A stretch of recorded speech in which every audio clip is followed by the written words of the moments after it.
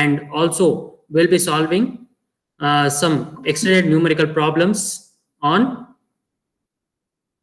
even and odd signals, and we'll be solving some numerical problems on periodic and aperiodic signals or non-periodic signals, considering the theory part of it.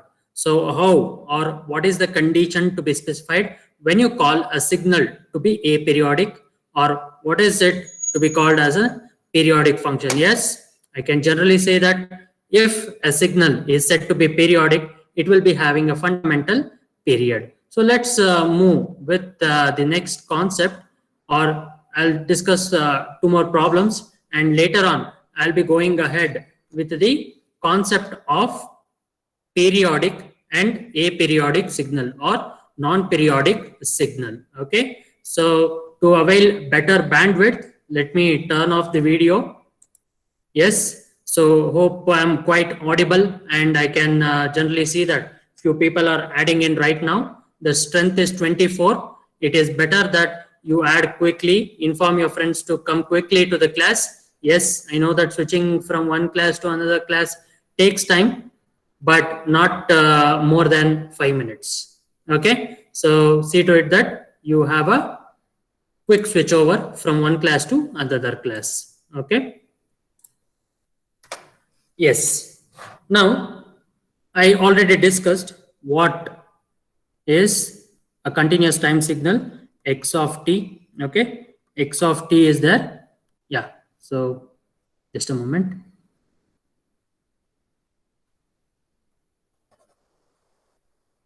I already discussed what is the signal x of t. So x of t is nothing but a continuous time signal. A continuous time signal. Okay, so this is the x of t, and x of n. What do you mean by x of n? This is a discrete time signal. CRETE, discrete time signal. Okay, so now when you can generally say that if you have x of t, if you need to discretize this, for example, this is a graph somewhat like this. So what type of signal it is? Okay, yeah, what type of signal it is? It is a, yeah, what type of signal? Yes, Vedant Pandit, can you tell me what type of signal it is? Continuous. Yes, exactly. So it is a continuous time signal. And what is happening now? Yes, Vedant, can you tell me what is happening now?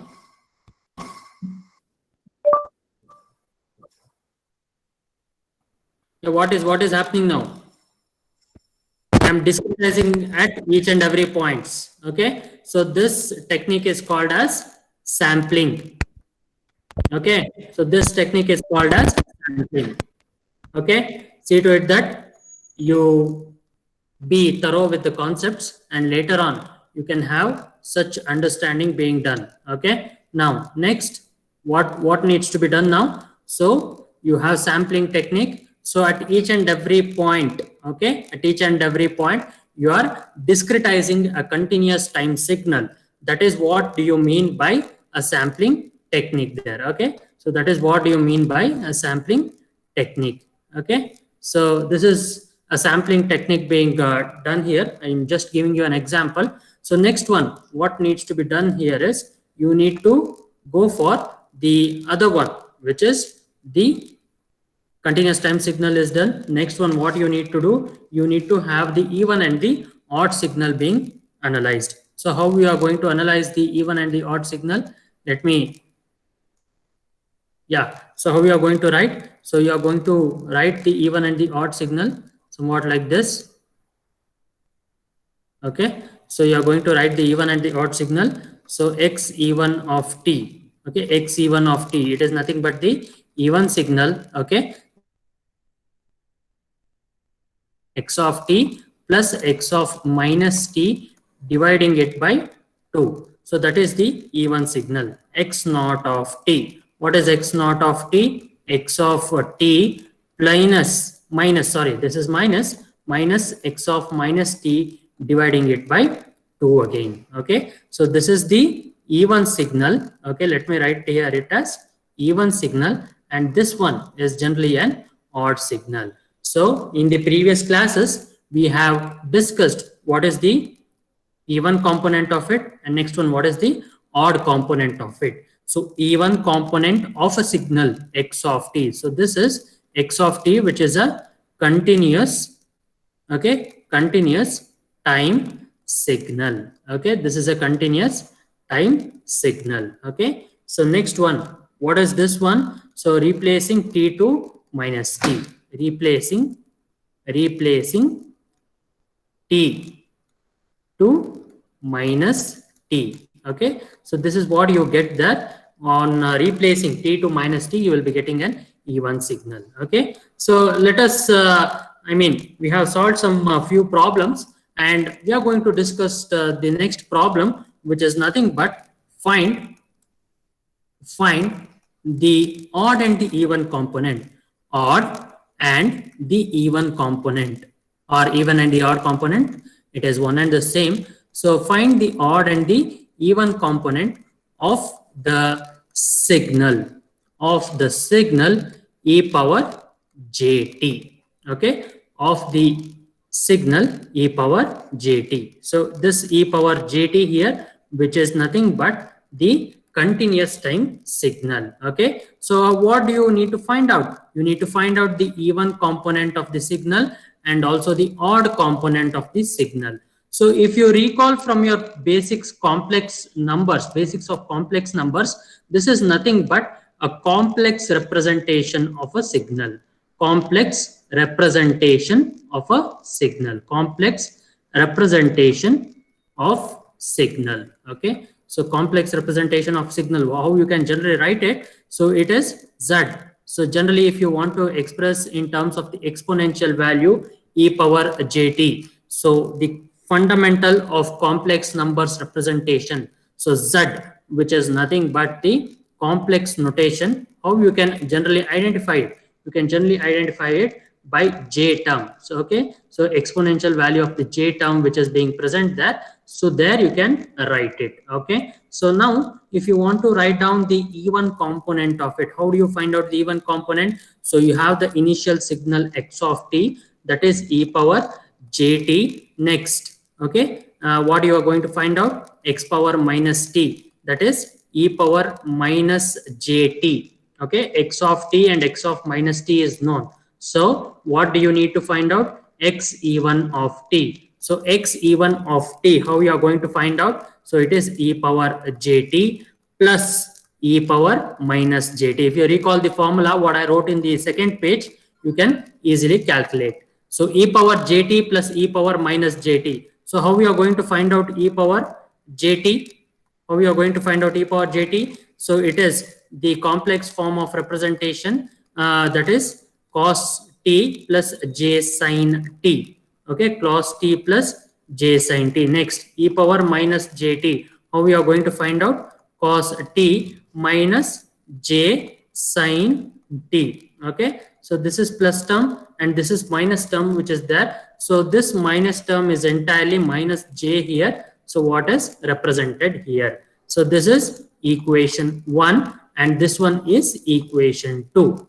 Okay, so that's the reason why I'm going a bit slow now, and I want you to be thorough with certain concepts, how you can link the basic concepts that is being present there. You can easily able to identify it.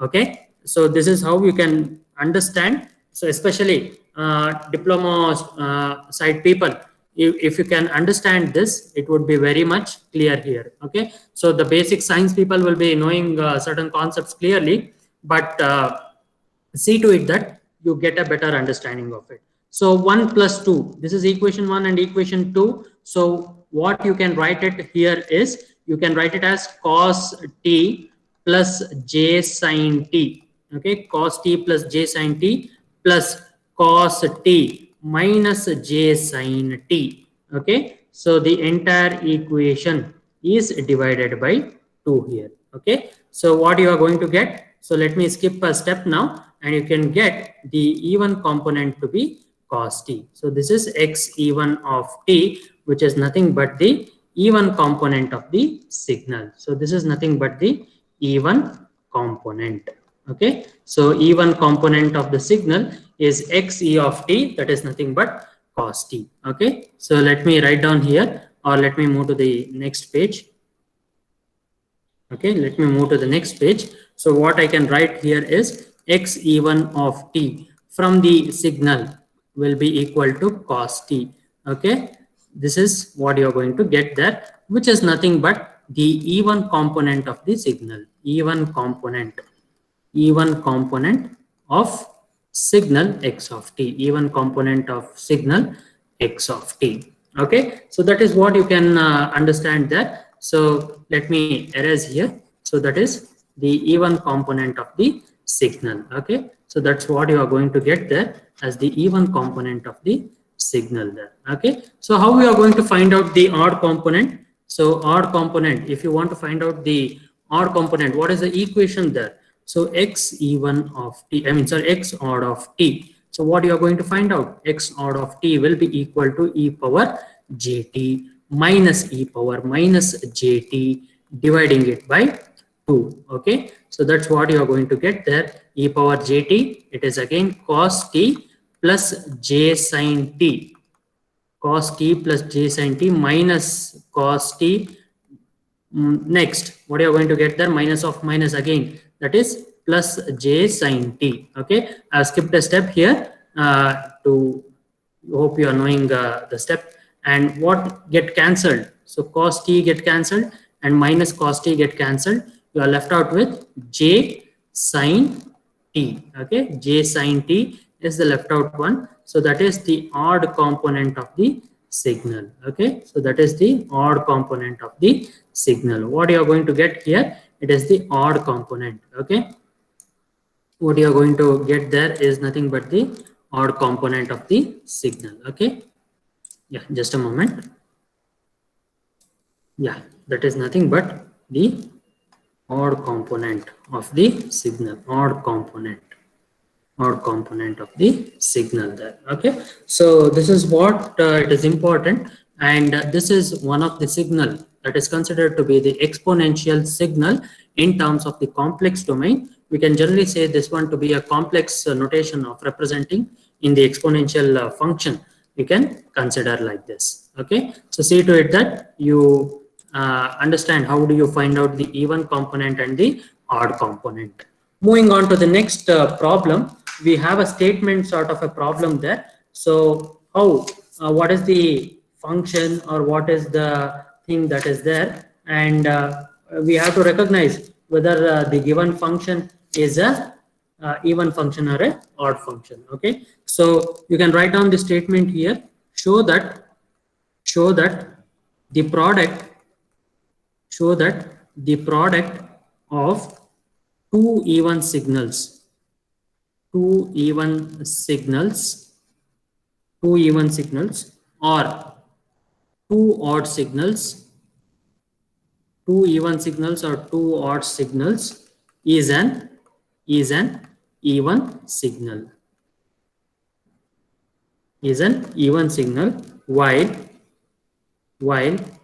this is one of the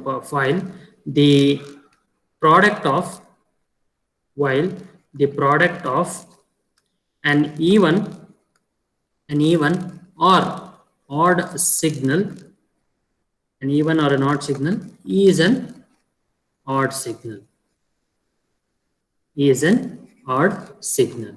So this is what you can write. So show that the product of two even signals or two odd signals.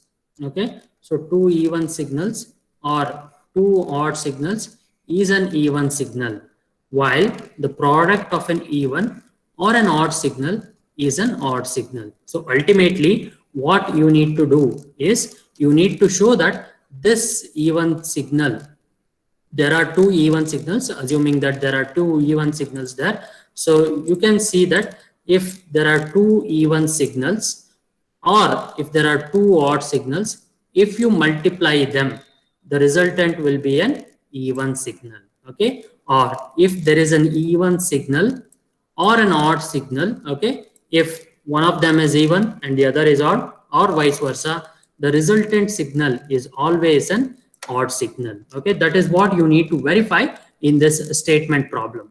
Okay, So let me go to the solution now. So how you need to formulate a solution for it. So let us take a function, or let us take a continuous time function, say y of t.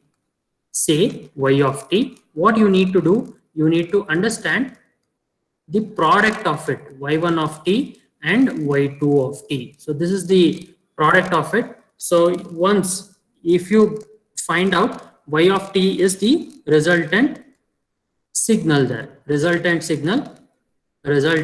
or the final signal, resultant signal that is there, and y1 of t and y2 of t, we are going to understand the different functions which are being present there. So y1 of t and y2 of t. So y1 of t and y2 of t, I just told you. So there might be an even signal or an odd signal, and both the signals are being even, both the signals are being odd.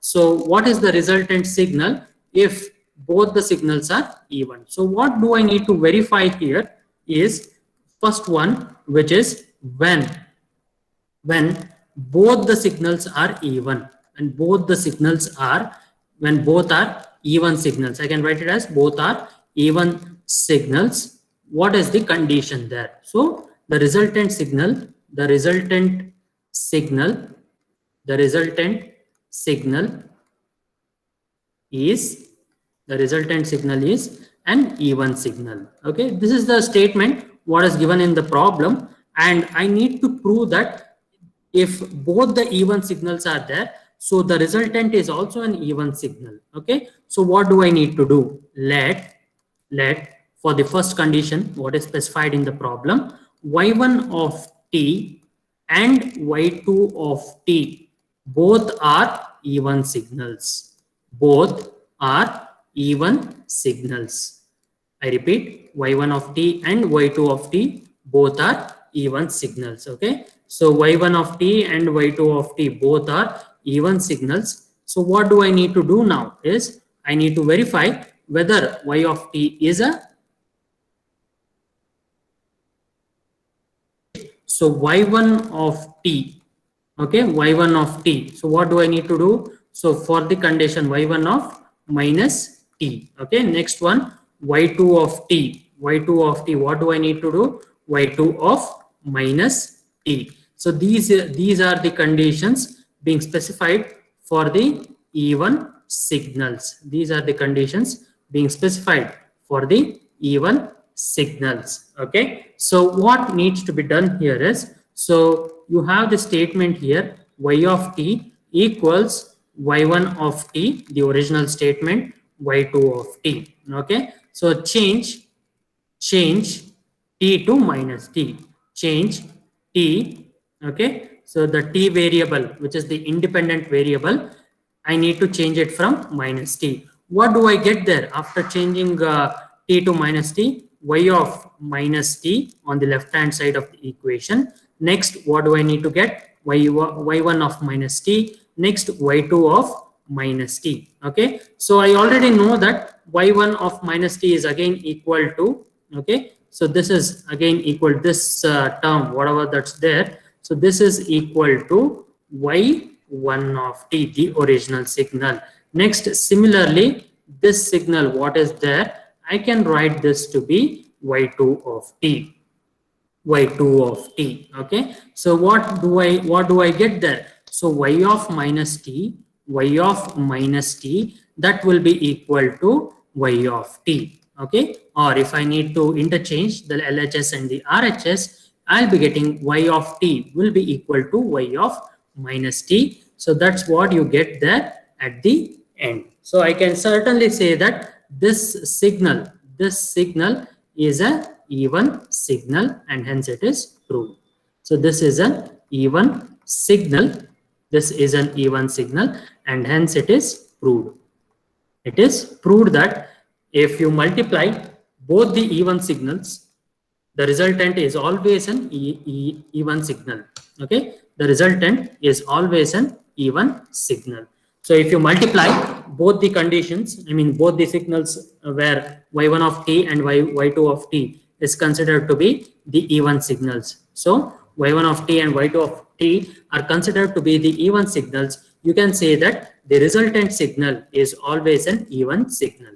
Okay, so next one, what do I need to do? The second condition, if y1 of t and y2 of t, okay, y1 of t and y2 of t both are odd signals, both are odd signals, both are odd signals. What do I need to do? If both are odd signals, the resultant signal, the resultant signal, the resultant signal, the resultant signal is an even signal. Okay, I will write it in quotes.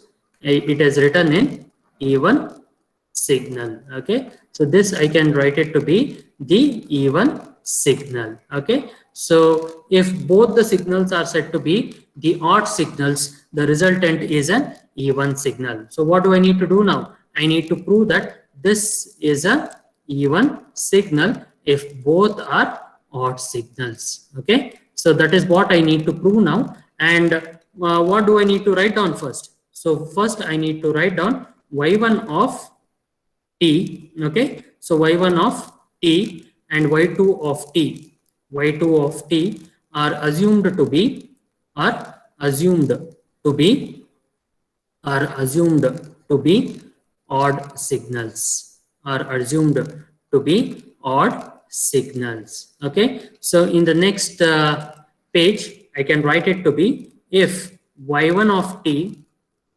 and y2 of t are odd functions or odd signals, sorry, odd signals. Okay, so what needs to be done?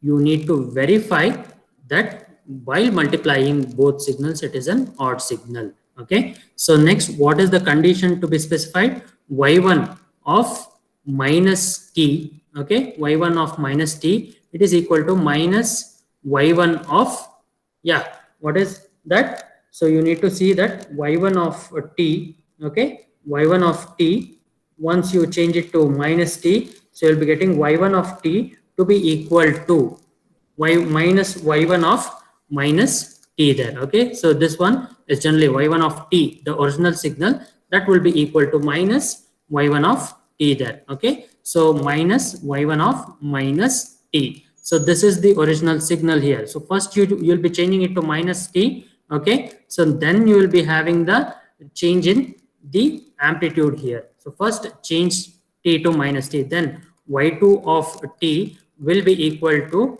minus of y2 of minus t. Okay, I repeat, y1, if you cannot understand, let me rewrite here. Okay, so let me rewrite again. Yeah, so let me rewrite again. Next, what you are going to get? Y1 of t, y1 of t equals minus, this is a minus sign, so this is a minus sign here, minus y1 of minus t. Okay, so next, what you are going to get? Y2 of t will be equal to minus y2 of minus t. Okay, so this is what you are going to get. And how do I need to prove it? Next, y1t into y2t, y1t into y2t, what you're going to get there? Minus y1 of minus t into minus y2 of minus t. Okay, so that is what you're going to get there. And what needs to be done here? So you can change this one to be t to minus t there. So first, what you're going to get? Y of t equals y1 of t into y2 of t. Okay, so change t to minus t. What you are going to get? Y of minus t, that will be equal to, what is the value there? So that is equal to the function y1 of minus t into y2 of minus t. Okay, so y1 of minus t, how you can write it? You can write it to be the other function, which is the left out function, as changing t to minus t first and next multiplying it by the magnitude. Okay, so what you need to verify for this signal is both the signals are said to be odd. Y of minus t to be equal to minus y of minus t. If you can verify this, then it is clear there. Okay, So y of t, that will be equal to the other function minus y1 of minus t. Okay, so I repeat.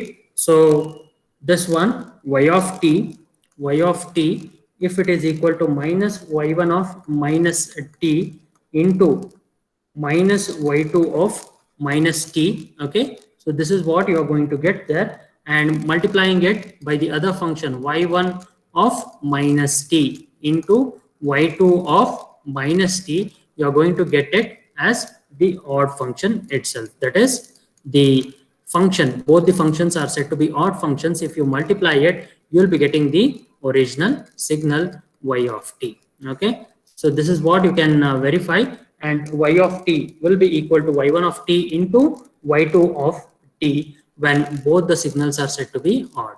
When y1 of t and y2 of t, when y1 of t and y2 of t are both odd signals, both odd signals, okay, both odd signals, then the resultant signal, then the resultant signal is even signal, okay. So this is what you need to be very clear here. So changing t to minus t at the first attempt, next again if you get y1 of minus t and y2 of minus t, okay, next you are going to replace it with y1 of t and y2 of t. So again what you are going to get there is, so this original function will be again equal to y of t, again whatever that has been specified. Okay, so in the next one I'll give it to you as an assignment. What you need to do, if one of them is odd and the other one of them is even, you need to show that this condition is always a odd signal. So this is the assignment for you people, that you need to do it and submit in the Google, in today's Google Classroom. I'll be sharing this question again. You need to solve it, one of the important questions, and this one holds good for the discrete signal also. Let me write down here the derivations. The derivation holds good holds good for yes, discrete time signal also, discrete time signal also. Okay, so don't think that it is always the same thing for the continuous time signal. This one holds good for discrete time signal also. Okay, so this is one of the statement problems that is quite simple, and see to it that you formulate such statement problems. What happens when one of the signal is odd and other is even, and what happens when both the signals are even? Generally it is uneven. So such questions are quite repetitive when it comes to GATE. Okay, so if you are planning for higher studies, see to it that GATE is one of the platforms, or generally an exams, entrance exams, where you can clear it and you can pursue your postgraduate studies. And many such PSUs will also offer you job opportunities once you clear GATE, and better opportunities will come to you if you are having a good score in GATE. Okay, so see to it that you prepare well for GATE and make the best use of the resources that are being available. Okay, yes. So if you have any doubts regarding that, I'm quite happy to answer them. You can unmute yourself and you can stop me at any time. So, or else we'll move on to the next topic, which is periodic and non-periodic signals. Periodic and non-periodic signals. Okay, so I'm sure that you would have had a bit of idea in periodic and non-periodic signals. And in the next concept, we are going to have numerical problems also being discussed in periodic and non-periodic signals there. Okay, so see to it that you are having a common idea about the periodic and the non-periodic signals. First, let me sketch a sine wave here. Let me sketch a sine wave, and this is generally a sine wave which I used to write. Yeah, so let me continue it, even though I have crossed it. Yeah, and next one, what you're going to have, you're going to mark a period here. Okay, so if I can write it On the other way, I can write it to be like this. Yes.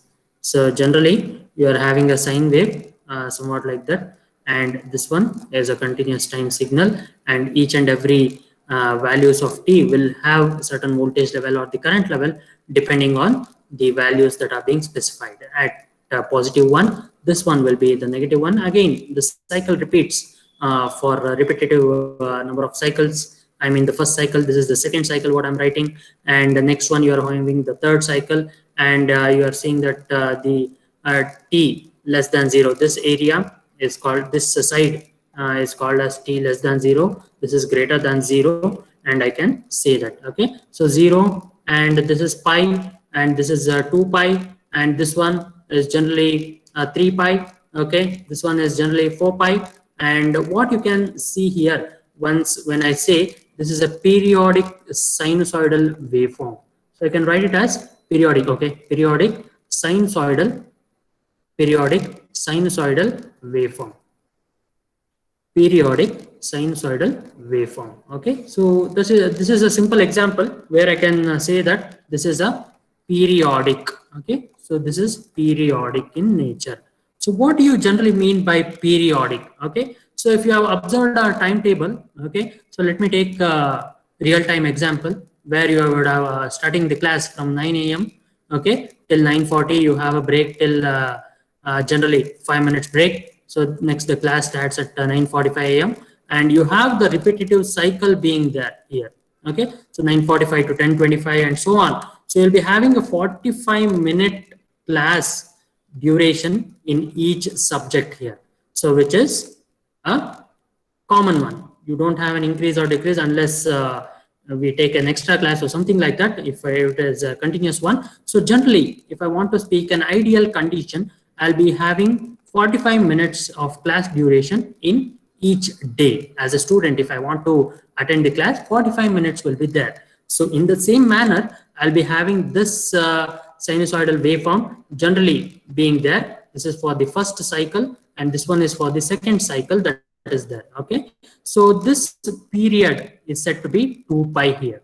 So this period is said to be 2 pi. Okay, so there is one more important concept that is there with respect to fundamental period. Okay, so t generally it is expressed as the reciprocal of the frequency. So this time duration is said to be the fundamental period here. So this is the fundamental period that is there. So this is the fundamental period that I need to calculate. Okay, so if I want to know what is the frequency, okay, if I know the frequency, I can easily calculate the time duration. If I know the time duration, I can easily calculate the frequency there. Okay, so that is a bit of introduction to the periodic signals and the non-periodic signals there. So what do I need to do if I get x of t as the continuous time signal, and if it obeys this function which is t, which is the period. Okay, this one is said to be the period there for all values of t, for all values of t, for all values of t, then the signal x of t, then the signal x of t is said to be, then the signal x of t is said to be, what is it? It is a periodic signal. Then it is said to be a periodic signal. Okay, so I can call this x of t to be a periodic signal there. Okay, so x of t is said to be a periodic signal. Next one, what do I need to do if it does not obey, if it does not obey this function? So if it does not obey x of t plus capital T, I can say that it is a aperiodic or a non-periodic function. It is a aperiodic, or you can say that it is a non-periodic function, or generally a non-periodic signal would be quite appropriate. So this I can say that to be a non-periodic or an aperiodic signal. Okay, so if this follows, you can call this one to be a periodic signal. You can call this one to be a periodic signal, and if it does not follow, you can call this to be an aperiodic or a non-periodic type of signal. Okay, so x of t is said to be a continuous time signal. Okay, so next what you can say or what you can write it for the discrete time also, the same thing holds good for a discrete time. So for a discrete signal, for a discrete signal, for a discrete signal, for a discrete signal x of n. Okay, for a discrete signal x of n equals x of, okay, sorry, yeah, let me erase here. Okay, so I can write it to be x of, yes, I can replace this n with small n plus capital N. Okay, so replacing n with small n and capital N, if this holds good for all values, for all values of n, for all values of n, that is n ranging from minus infinity. Okay, n ranging from minus infinity to plus infinity, minus infinity to plus infinity. I can call this one to be a periodic discrete signal. Periodic discrete signal. Okay, periodic discrete signal. Okay, I can say that this is the general condition what is there for a periodic discrete signal, and previously it was there for the continuous time signal. What is this one? What I specified here, this one is generally the periodic signal for a continuous time signal. Continuous time signal. Okay, continuous time signal there. Okay, so this is what is being specified for x of t, that is x of t plus t being the periodic signal, and if it holds good, then only you can say that it is a periodic signal. Otherwise you are not calling it to be a periodic. It is generally called as a non-periodic or a aperiodic type of a signal. Okay, so the same thing holds good for this one too, and you can say that x of n will be equal to x of n plus n there. Okay, so let me generalize it. If there are repetitive number of cycles, x of t, that will be equal to, okay, so x of t plus mt. Okay, x of t plus mt. Okay, yeah, I can see that x of t plus mt. Okay, so this is the value, m being a positive integer, m being a non-zero or generally a positive non-zero integer, positive non-zero. Okay, when I say non-zero, it generally any values non-zero integer. Okay, so it is a positive non-zero integer. Similarly, for x of n, you will be having x of n plus mn. So you can write it as generally kn. In some of the textbooks you can write kt, so somewhat it is there. So any positive integer value that is there, so m being a the same thing holds good for this function also. I can write at the end where the fundamental period, the fundamental period, the fundamental period, the fundamental period is T naught. What do you mean by fundamental period here? So once you have one cycle here, somewhat like this, okay, so it is completely repetitive in nature, and you can see that. So this forms the fundamental period here. So the same period is being extended to this one. So what I mean here is, so this is T1, this is T2, this is T3, okay, so and so on. So I can say that the fundamental period is T1, that is generally equal to T naught there. Okay, so the first cycle period what you take here is generally considered to be the fundamental period, and I can call this one to be 1 divided by f naught, which is expressed in seconds, expressed in seconds, expressed in seconds. So T naught will be equal to 1 divided by f naught. So you will be having the function, certainly I can write it out as x of t will be equal to a cos omega t there. Okay, so omega naught t. Okay, generally omega will be taken as omega naught. So omega naught can be written as 2 pi f naught there. Okay, omega naught can be written as 2 pi f naught. So the same thing, what you can write it as omega naught equals 2 pi divided by t naught. So if you know omega naught and 2 pi is generally a constant there, so you can calculate t naught. And if you know T naught, it would be easy for us to calculate F naught there. Okay, so let me write down here again T naught, which is the fundamental period. T naught, which is the fundamental period. T naught, which is the fundamental period. So what I'm referring here, it is for a continuous time signal. It is for a continuous time signal. So continuous time signal. Okay. So T naught, that would be equal to 1 divided by F naught. So if you have a function or omega naught can be expressed in terms of the fundamental frequency in radians per second. Fundamental frequency in radians per second. Fundamental frequency in radians per second. So you can write this one to be omega naught equals 2 pi f naught. Okay, so that would be equal to 2 pi divided by T naught. Okay, so T naught can be expressed as 2 pi divided by omega naught. So this is expressed in radians per second again. Okay, so this omega naught is expressed, and this is expressed in terms of seconds there. So F naught, okay, F naught being the fundamental frequency. F naught being the fundamental frequency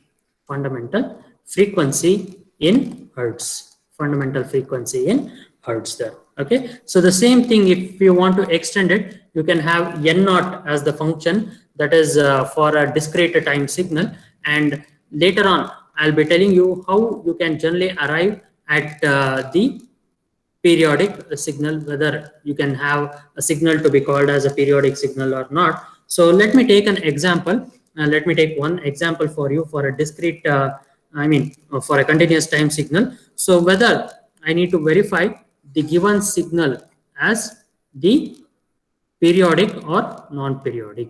Okay, so somewhat the signal will be given like this. So somewhat like this, you'll be having a time duration, so 0. So somewhat this one is 0.1, so 0.2, 0.3. Okay, this is 0.4, and T is expressed in seconds.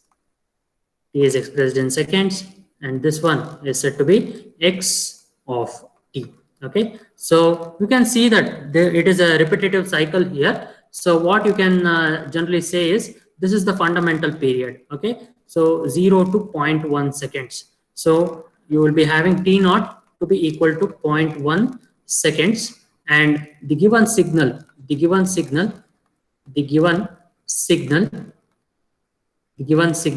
is periodic in nature.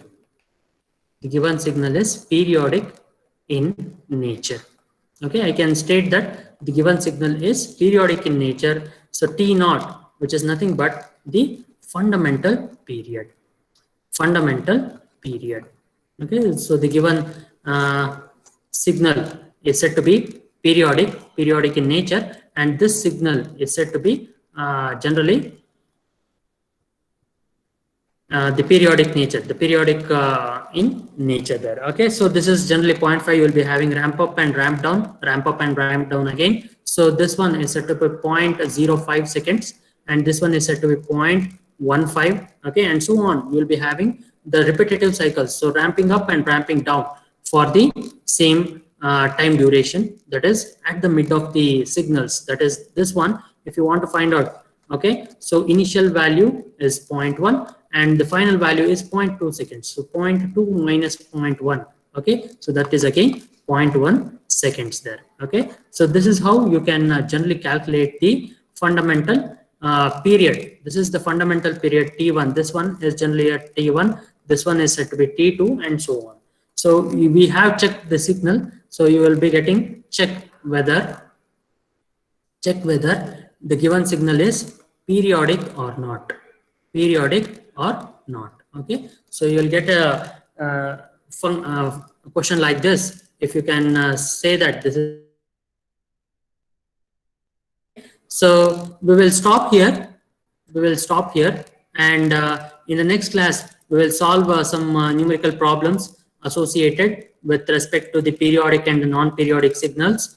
And also, if you have come across any such problems while solving with respect to the even and the odd signal numerical problems and the other problems which are associated, you can let me know. You can reach out to me, and we'll be solving some numerical problems. If you have any doubts, bring it out to me and we can discuss it. So go through the previous year question papers. I have already shared it a week ago. See to it that you solve some problems or some problems which you find tricky. Let me know that, and I can give the solutions to you.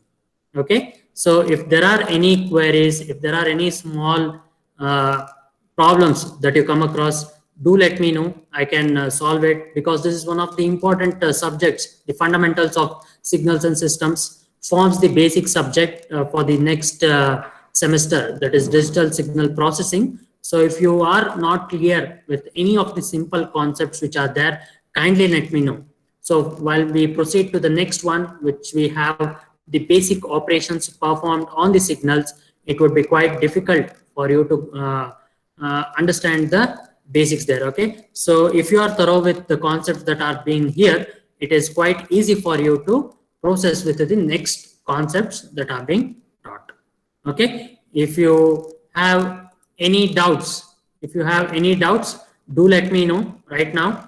I'll be able to discuss it. So see to it that you attend the classes regularly, and the main reason of posting such things again and again, so it is better that you understand the concepts clearly. Okay, see to it that you attend all the classes which are there, and see to it that attendance will be taken on a regular basis, and these attendance will be counted from day one. Okay, I'll not repeat it again and again. So the attendance will be repeated, or will be taken into consideration on day one itself, from day one itself. Okay, so see to it that you attend the classes properly.